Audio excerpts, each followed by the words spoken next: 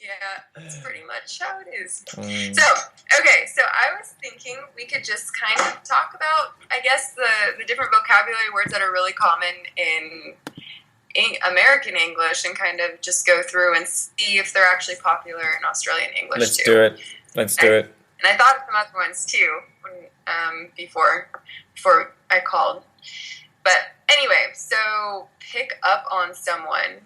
To pick up on someone. I would, yeah. How would you use that? I picked up on someone at the bar yesterday. Yeah, no, we wouldn't say that ever. Really? It would just be straight up, I picked up someone at the bar. The pick up on makes me think of picking up on a detail or picking up on something, a signal. Someone's trying to show you something and you picked up on it. Yeah, so we would just say, yeah, I went to the bar and picked up the other day. Pick someone up. You just picked up? Yeah, they just say that. We just say, yeah, oh man, we went to this party, there was this hot chick there, and I totally picked up. You totally picked up. Okay, so you just leave out the someone. Picked up on her. Picked on some. Oh, you would never say on. For some reason, you would never say on someone. That sounds weird. Okay. Oh, funny. And have you ever picked up someone? Me personally. At a bar in Australia? No, I haven't personally, not at a bar at least. But it is common. It's the kind of thing that a lot of people, would do. They go to bars, get drunk, end up taking someone home or hooking up with them at the bar. At the bar? Yeah, sometimes.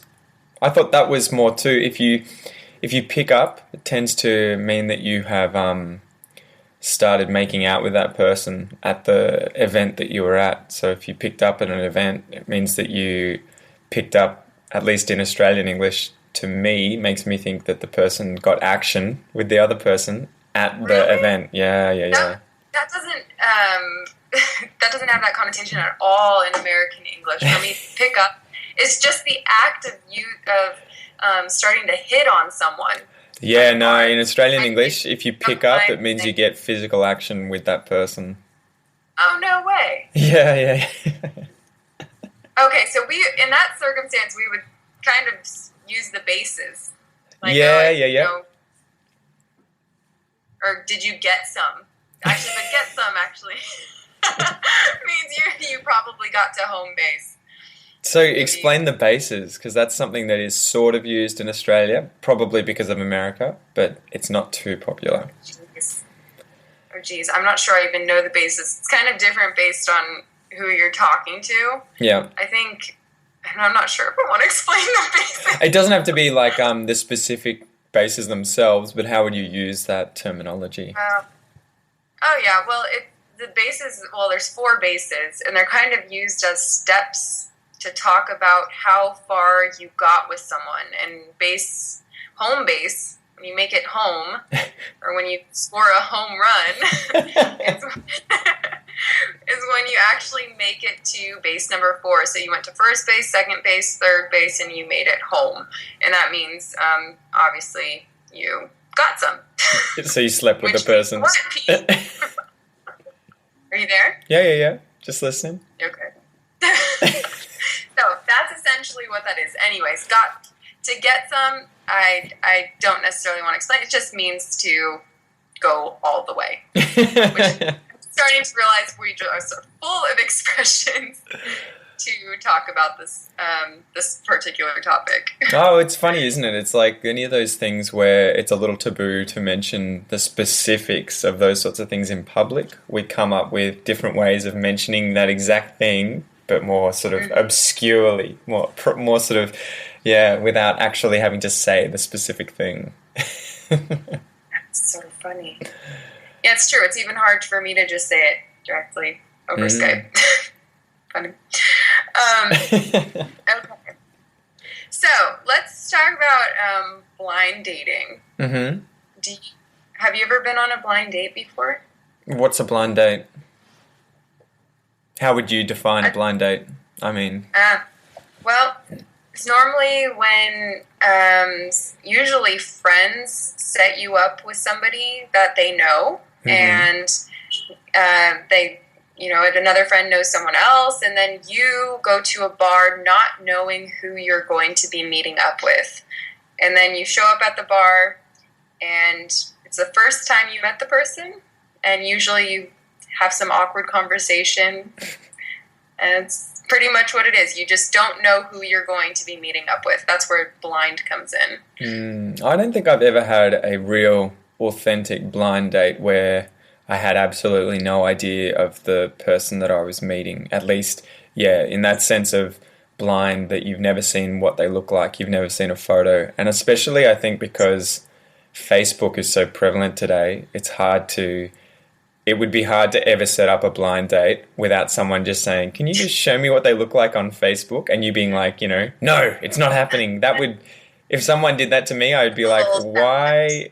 I'd be like, why are you hiding this from me? It's so easy for you to show me exactly what the person looks like. Why are you holding back? Is something up? Like, what's wrong? I think we just use the term now. I mean, yeah, I guess it's kind of out of date because now we have Facebook, and people would normally Facebook stalk before going and meeting up with them. But I think the term kind of stuck, at least in American English. Do you have a term for that in Australian English? Blind date, we would say exactly the same thing. Okay. And right. I mean, yeah, with regards to things like Tinder, if that counts, but I mean, you still kind of get to see what people look like. You still get to talk to them a bit before you agree to go out on a date with them. So that's about as close as I think I would ever get to a blind date, would be just meeting someone, that I've met on Tinder or whatever and had a brief chat to, and they sound like they're a cool person, and you're like, let's go get coffee and see what happens. I see. Yeah.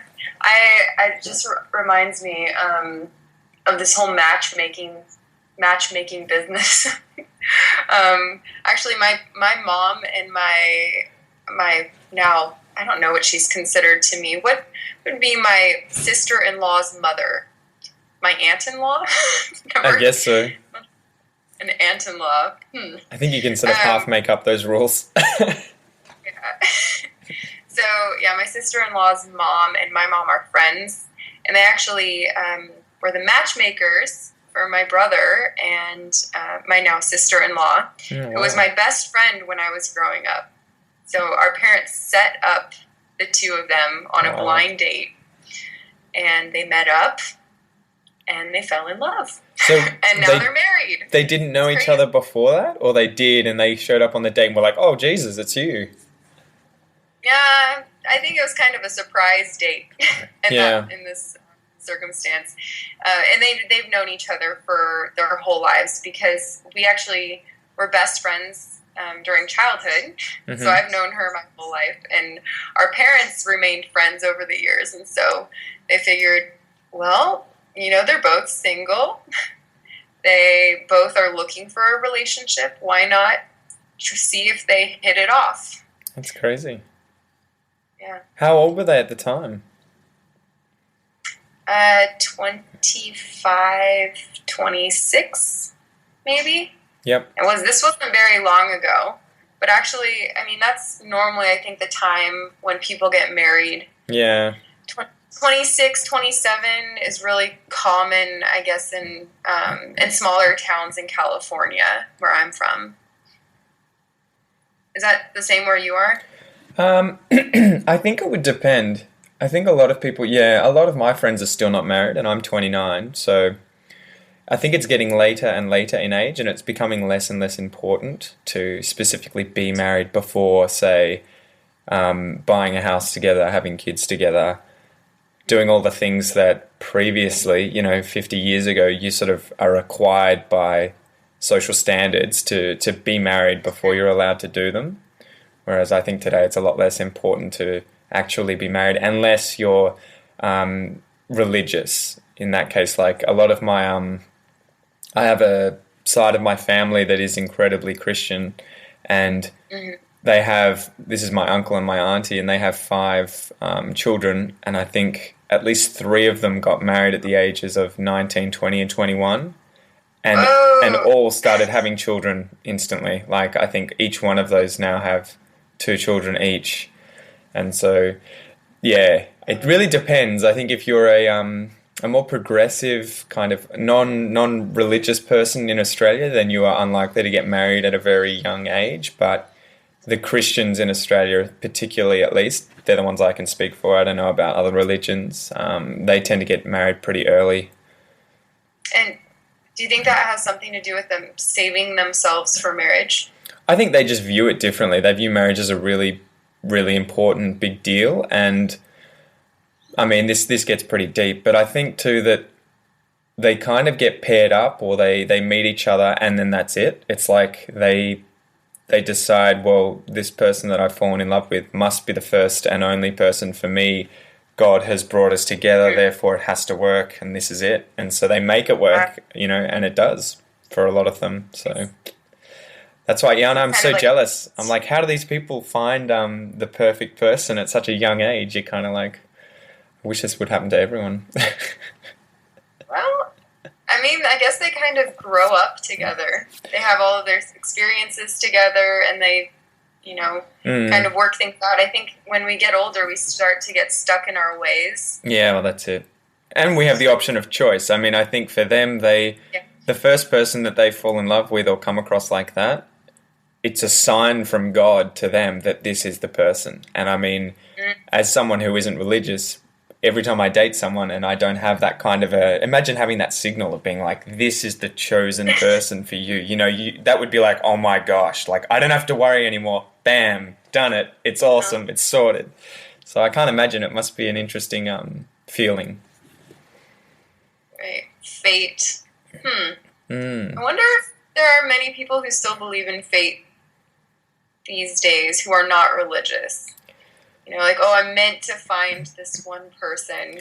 I don't think that, yeah. We're going to paths.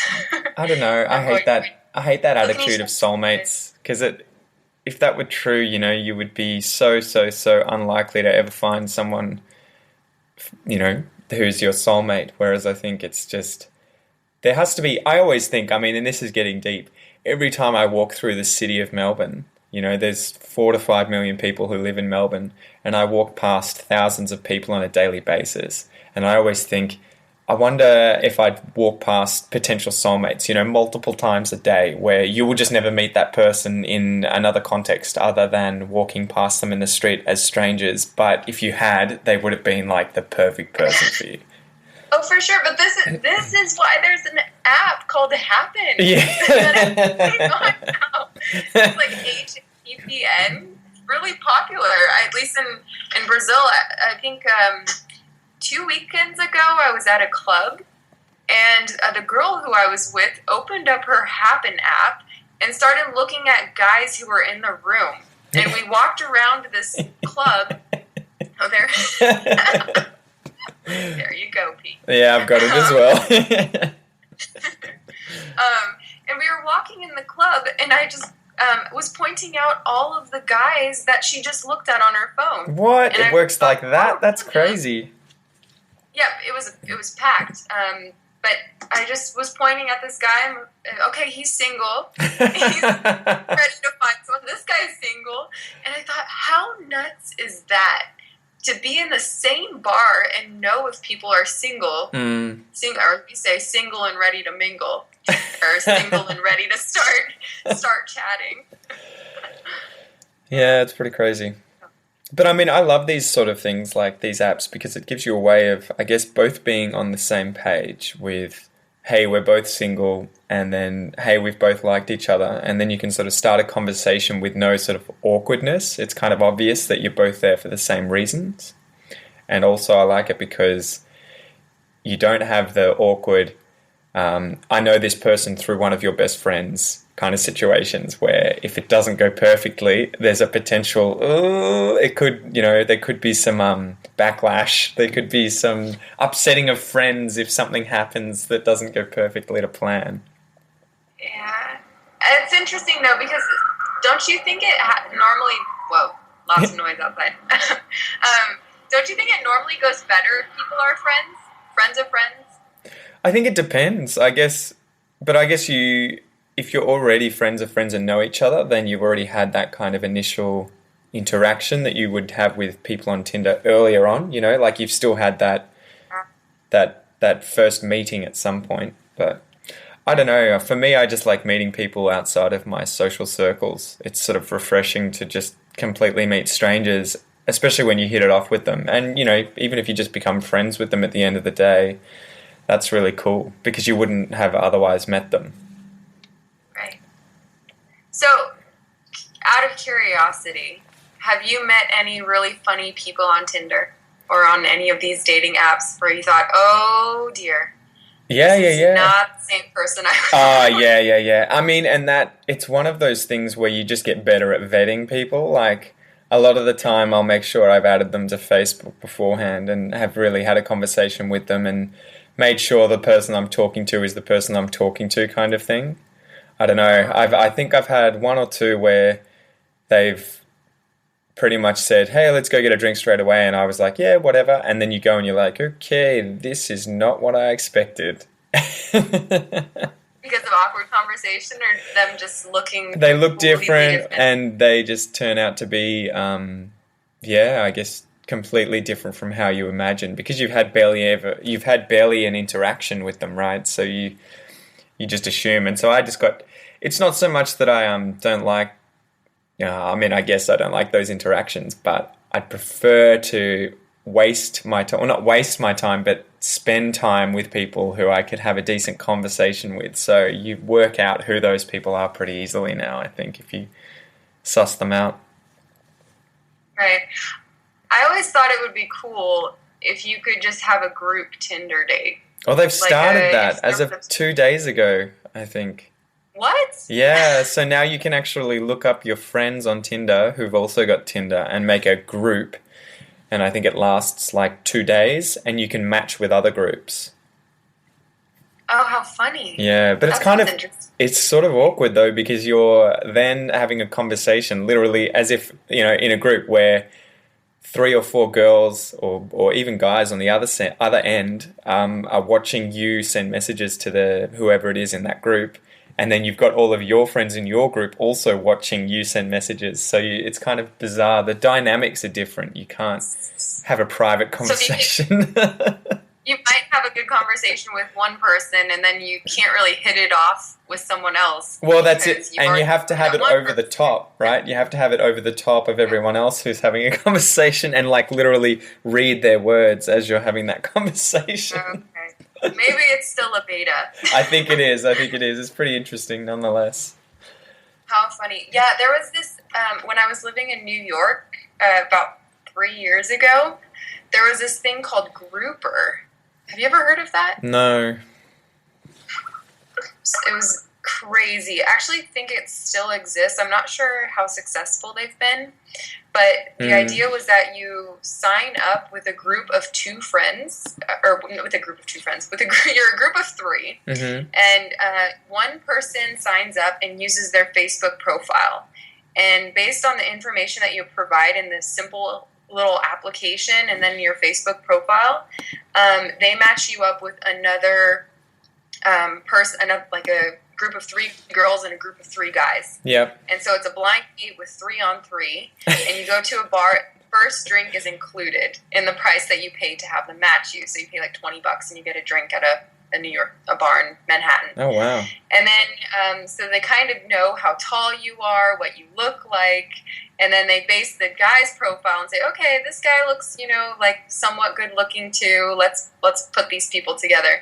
And the funny thing is that I think we got it during their beta phase, and my friends and I are very tall. And we showed up and the guys were all up to our shoulders. We have us really tall girls in them, and then we thought, oh no, how are we going to get out of this? We're at a bar now, the 3 of us, the 3 of them, and it was clear right when we showed up that, this was not going to work out. I mean, it could be, for me, it's like, okay, great time to meet people, but the girls I was with, they were not having it. They were really unhappy. So here's a question for you. What is it like in the US? It must be the same as Australia, but with regards to women dating guys and height.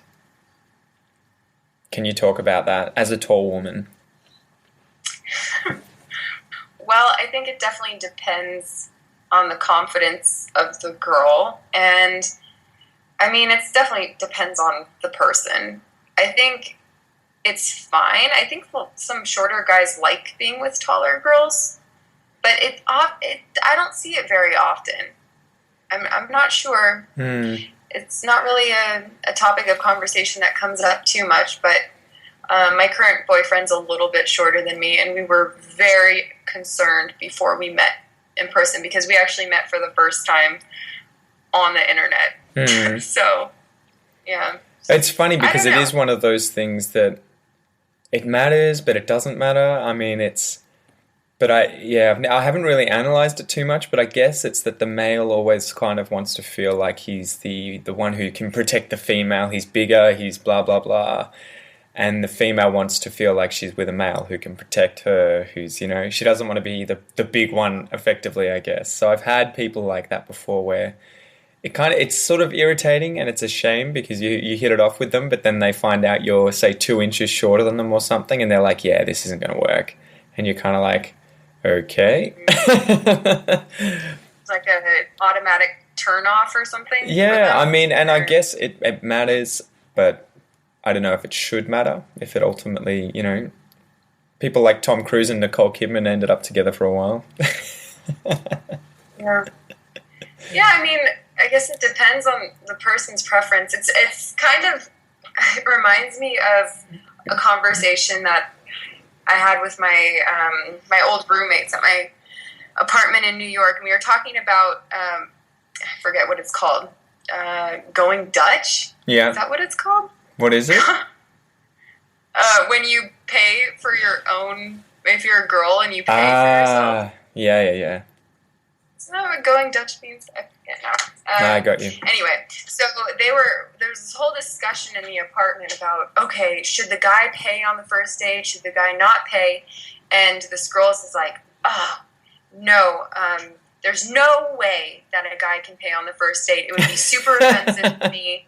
And then I just thought, like, wow, she feels very strongly about it and would be super offended. And I thought, okay, it's one person's opinion. Then my other roommate said, if a guy didn't offer to pay on the first date, then I would think he's a cheapskate, or he's very, he's very cheap and stingy potentially, and that, it wouldn't be worth dating him in the long run. See, and I thought, wow, these are polar opposites. This is so interesting that you say that. It's so interesting because it is so true. And as someone at the moment who goes on quite a few dates, I at least come up against this kind of problem every now and then where, I mean, I think for men today, at least in Australia, it's important that you offer every single time, every single date, first date, 10th date, every single time you need to offer. If you want to be like an alpha male, the guy who's in charge, who's confident, who's taking care of the woman, I mean, a lot of the time, and this is a stereotype, wants to know she can be taken care of, wants to know that you're in charge, not in charge, but like that you can handle situations and take care of her ultimately. And so I think by offering to pay for dates, that's just one sort of small subliminal subconscious way of showing, hey, look, I'm fine taking control and taking care of you. You just, enjoy and have fun with the situation and blah, blah, blah. But again, if someone says, no, I want to go Dutch, I don't want you to pay, that's fine. But I think you should always offer. It's one of those things. But yeah, it would be weird too if you were a guy who was like, no, I have to pay. There's no way I'm letting you pay, blah, blah, blah. Because then it's kind of like, have you got too much pride, can you come over the masculine, the machoism sort of thing?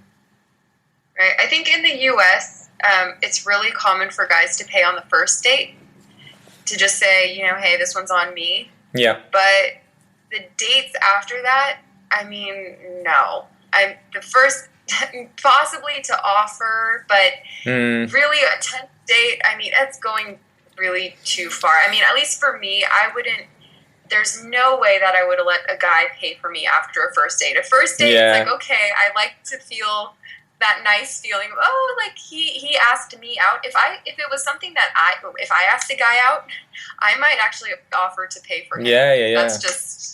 That's it, isn't it? That's just me, because that's it. And it's funny you say that because it's kind of a massive turn on and a massive signal to me too if a woman will pay and if she'll offer to pay, because I'm like, oh my God, she's, confident, doesn't care about any of that kind of, gender role stuff. She's totally fine. So that's kind of, I think, one of the reasons that I would also offer constantly. I'm testing them. I want to see how they're going to react, and I want to see if they're going to be able to respond to it well, and then offer to pay themselves, because I don't want to date someone who's necessarily like, he'll pay for everything, rah, rah, rah, rah, rah. So that's why I guess it's not so much that I expect and want to pay for every single date, but I would test people in that I would keep offering, and I would see, are they going to be like, no, you got the last one, I remember, I'll get this one, because that's ultimately what I'm after, equality. Yeah, it's like a healthy balance. Exactly, for sure. Exactly.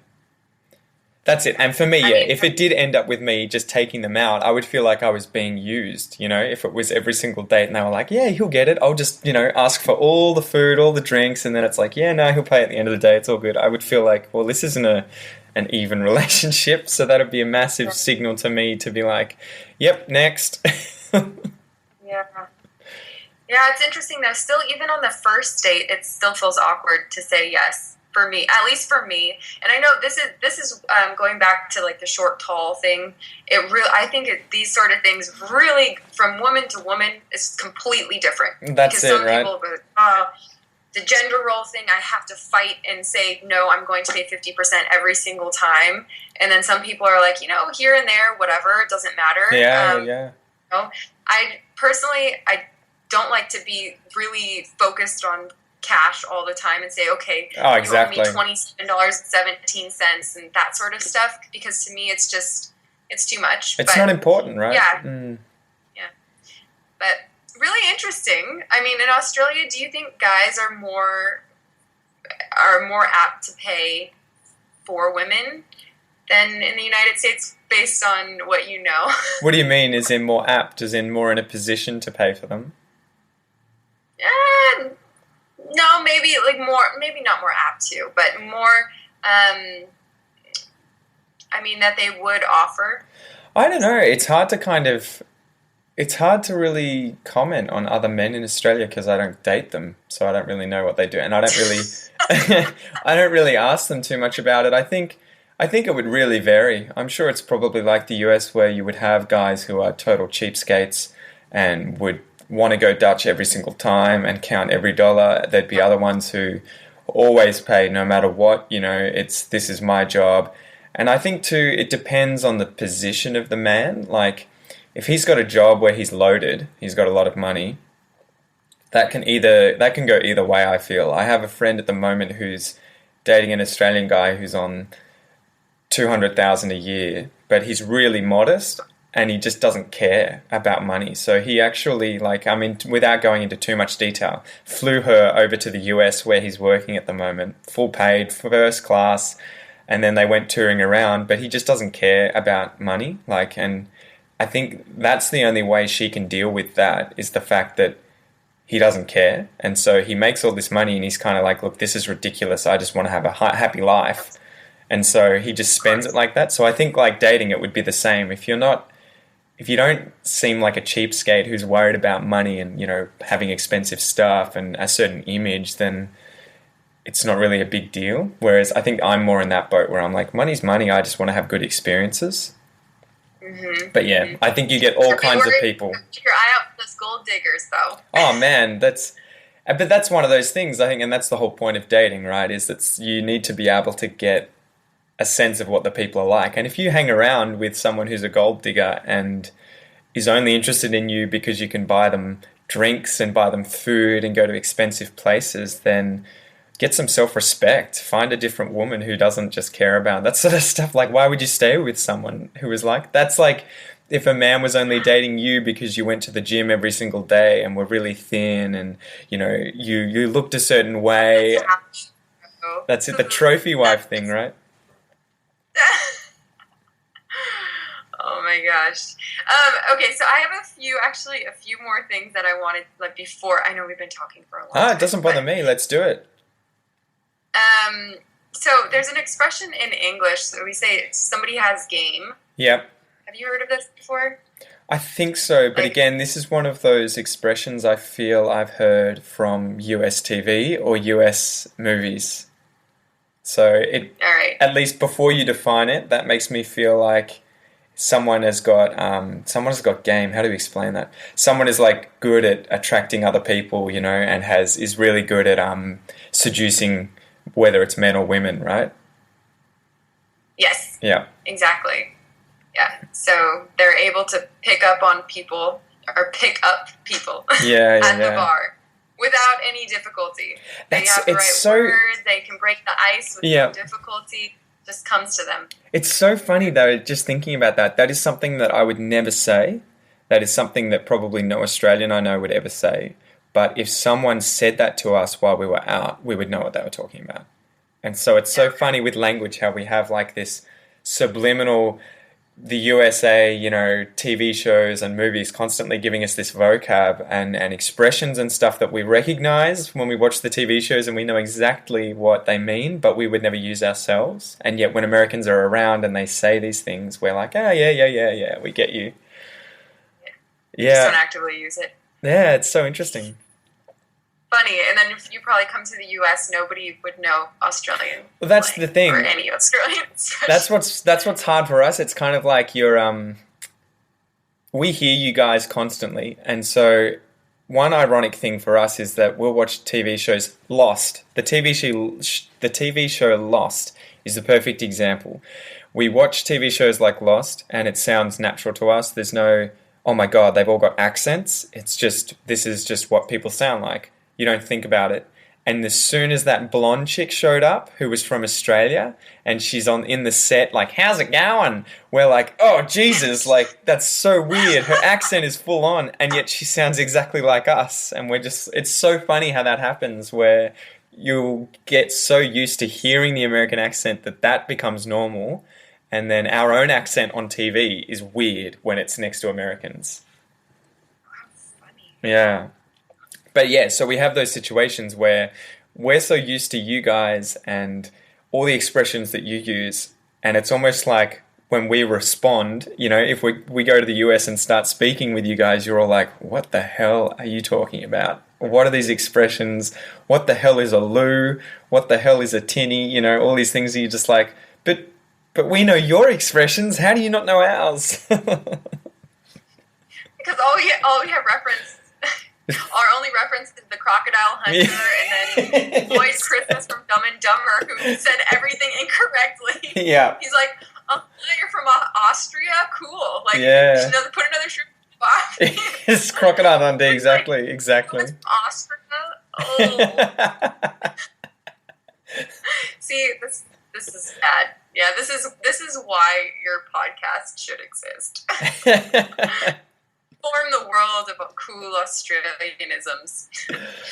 Oh man! All right, so last thing. Yep. Hookup. Yep. You said pickup has the meaning of hookup.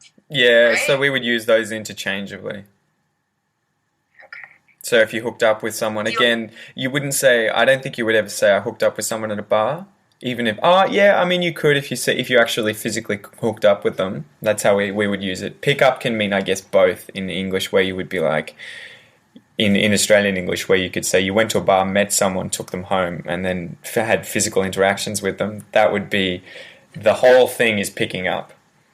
But if you hooked up with someone at a bar, that would make me think that you physically did something at the bar together in the toilets or something. Oh, really? Yeah. Because for me, hooking up at the bar, we hooked up. It's ambiguous, yeah. But I would think, you at least got to first base. You at least made out. Yeah, exactly. That's how I would see it. It would be something's happened, Yeah. Interesting. So that's the difference. You guys can say, we picked up and we hooked up, but we can't say we picked up. You would never say that? We picked up someone or picked up on someone. Okay. We can't leave that as a, just put a period after that, picked up. But would you know what I meant? But whereas we hooked up. Yeah. But if I were to say that as an Australian over in the US, if I said, oh man, I went to the bar and picked up last night, so good. Would you be like, is he talking about lifting something up? Is he literally picking something up? Or would you be like, oh, I know what he means. He hooked up with a girl. I mean, with the context of being at a bar, I would probably get it. Hmm. But then again, I also might think, I don't know if you guys, do you guys have pickup trucks there? Well, we call them utes, but we don't. Yeah, we'd never use You pickup call them truck. what? Utes. You. Or four-wheel Okay. drives. Four-wheel drives is what we call the big ones. Okay. Assuming it's a four-wheel Um, drive. yeah, for some reason, what picked up, for some reason, I thought of tailgating also, Oh, really? which is not related at all. That's so funny. But anyway, tailgating's when in the United States when you go to a baseball game or a football game, and usually before the game starts, everybody sits or stands behind their trucks, and they have the back of their truck open, and usually have a barbecue going. They have beers and drinks, and they hang out and chat, and all the cars are next to each other. All of the trucks, cars, Suburbans, whatever. Yep. And everybody kind of socializes with each other. That's so funny. When you said tailgating, the first thing that came to my mind was someone literally sitting on the tail of someone else on the highway. So you've driven right up behind someone and you're tailgating them to mean that you are right in their backside, that if they were to suddenly brake their car, you guys would crash. Yeah, we have that meaning too. Yeah. That's all I would ever think of for that.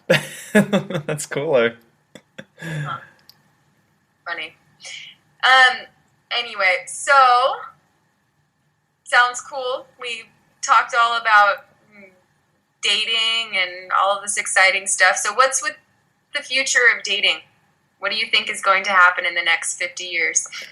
I don't know. I think it's almost become unable to socialize in person. I don't know. It's become so synonymous with online activity now, right? Like we all pretty much do it through Tinder, through Facebook, through friends, and it ends up it's so intertwined with online activity. I can't imagine now dating someone and not having some kind of communication with them previously or whilst dating them with the internet, you know? So it is funny, and I feel like too it's a lot less you can't hide anything anymore. You know, you can pretend to be anything you want, but I think people can pretty much just, as soon as you add someone to Facebook, they can find out what you're like effectively, you know? So I don't know if that's a good thing or a bad thing. Probably more a good thing because you can't pretend to be someone you're not. And it's kind of a good filter. That's why I like adding people to Facebook before I meet them, because I'm like, well, there's everything for them to see. You know, it's bare bones. They can go through all my photos. They can see exactly what I look like in different situations, what the kind of things I post, the kind of comments I say. So it's almost like they get a previous exposure to me. And if they don't like it, it's kind of like, okay, cool. Well, that worked. It was a filter and it wasn't going to work anyway. So at least that's over and done with now. Quick. It's finished. And next person. So I don't know. I guess, yeah, it would be so funny to take someone like my grandparents and give them, you know, the body of a 21-year-old and a Facebook account and see how they used it. After having, you know, gone through the age of where there was no internet, there was no TV, there was none of that stuff, and they had to literally, you know, meet people, often through families, you know, and then end up marrying them. So it would be so funny to reverse the roles. And imagine us having to do that today where, okay, you guys have to meet your chosen person, but you have to meet it through a family member, and you're not allowed to talk to them unless it's through letters written by hand, you know? I mean, some people still do that. I mean, that's commonplace in some places in the world still. That's funny. Yeah, it reminds me of that. One recommendation for if anybody's still listening to this, there's this book called Committed, and I know it sounds really girly, but it's by Elizabeth Gilbert, the author of Eat, Pray, Love, and she goes around the world discovering what marriage is like in different countries and how people propose and how people, you know, what relationships are like, to kind of get a better understanding of what marriage is supposed to be and what it is to her. And it's really cool to kind of see how people still today, in today's day and age, how they're getting together. It's very, very fascinating. What about you? What do you think's the future for dating? I don't know. I think over time we're going to become more and more incompetent. We're not going to be able to talk to people at bars. I'm even noticing nowadays, you go to a bar, who don't even talk to each other. They only stick to their own group. I don't mean to be pessimist about it or anything, but I think there's the upsides and the downsides, because you have the potential to meet so many more people, and you get to know them beforehand before you meet up, so you're not wasting time. Yeah. I can imagine how much time you would waste if you're writing letters to people and not knowing. Yeah, well, that's it, right? But it's hard too, right? Because in bar situations today, at least, the reason that I would probably avoid just walking up to a group of random girls is because I worry I'd come off as a creep, because you see so many guys do that and just get, they're drunk and they say the wrong things and they offend people, or they just come onto them overtly, and it's just a mess. And I'm like, I would just hate to be thought of as that person. You know what I mean? So I would just never even want that confusion to be there. So it's just like, ugh. Well, it's really interesting because the entire time, I was living in the U.S., I used to go to bars a lot, and nobody would come up and talk to me. And I thought I would get ready, like I had makeup on, did my hair all up, and then I realized, why is no one talking to me? I got ready, I expected guys to come talk to me because I thought, okay, I look cute tonight, somebody come up to me, and then nobody would approach me, and then I would see them on these apps while they were at the bar, and just thinking, what is wrong with the world? I'm right here, people, single. Yeah. Talk to me. So I don't know. I just think sometimes people don't look up from their phone. Yeah, well, that's it, isn't it? Situation. And they're probably... So, I definitely see the benefits, but, it's kind of like, yeah. Yeah, no, well, maybe that's a message to guys to just try it more often. And maybe that'll be one of the things too, that the fewer and fewer guys who now approach women, it's those guys who actually do in bars that are going to be seen as like, oh my gosh, he's different, like, go him, woo! Yes! At least in the U.S., oh my gosh, if any foreign guys in the U.S., go talk to girls. The American guys don't talk to us. I got all ready and no one talks to me, so whatever. Yeah, it'd be interesting to hear, how those go, because actually, they say the more times you try, at least if you try 100 times, you're going to be successful at least like once. That's how I kind of view a lot of these things. You just have to keep giving it a try, and eventually, a fish is going to jump on the hook, Yes. It's true. Cool. All right. Well, shall we end this podcast? Sounds good.